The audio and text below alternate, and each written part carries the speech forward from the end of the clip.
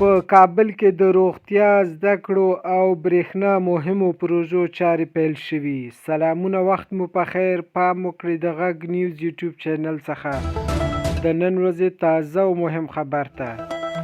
اقتصادي مرستیال ملا عبدالغني برادر اخوند چې د همدې پروژو پرانیست غونډه کې خبرې کولې وویل په بیلابیلو برخو کې د مهمو پروژو پیل د افغانستان خصوصي پانګونې په برخه کې مهم ګام دی چې پر مټ به یې هیوادوالو ته کاري فرصتونه برابر شي.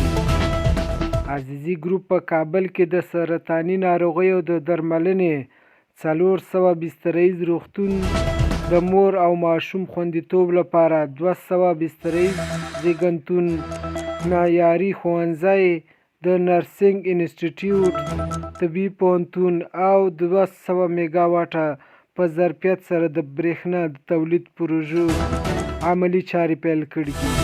یاده دې وي چې اسلامي امارت هیواد کې د پانګوالو ملاتړ خپل لومړیتوب بللی او تل یې د خصوصي سکتور ملاتړ ته ژمنتیا ثابته کړې ده.